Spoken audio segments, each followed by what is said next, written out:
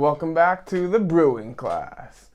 On today's episode, we're going to be talking a little bit more about how to get a job in the brewing industry. I did my first little video of it about a week ago, and I just wanted to kind of expand on it a little bit more because I know a lot of people are looking to get into the brewing industry. And a lot of people are looking to buy up breweries. A lot of people are selling breweries at this moment because of coronavirus and all that. So I wanted to just kind of dive more deep into that. So we talked about identifying yourself as an expert, right? So you want to get all the credentials that you need to be identified as an expert. Do you need a degree or certificate? Then check that off your list. Do you need to win homebrews? Check that off your list. Do you need to just the approval of your friends and family or peers even also? Check that off the list. Can you join a homebrew club? Can you develop a following on social media or build a good group of people on Facebook community or something like that? Maybe you can start your own group on social media or in person as well.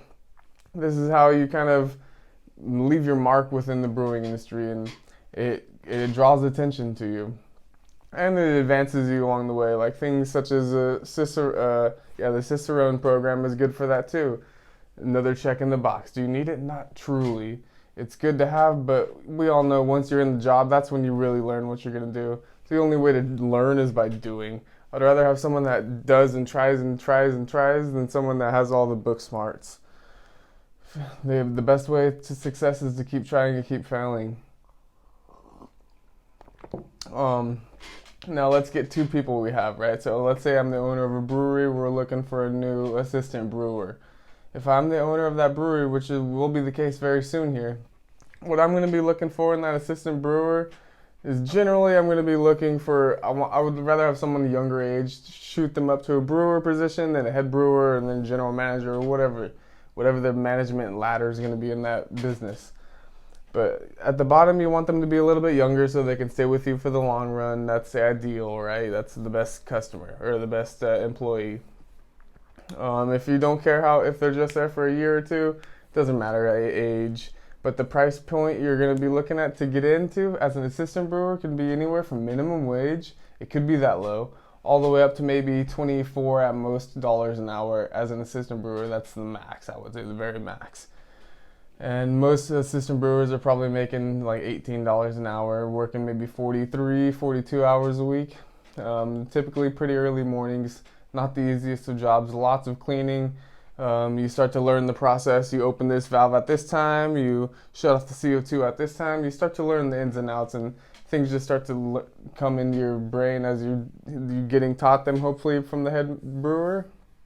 And then you start to kind of make muscle memory. Okay, before I close this valve, I need to make sure that this one's open. I gotta purchase the fermenter before this and blah, blah, blah. I gotta clean it this way or that way.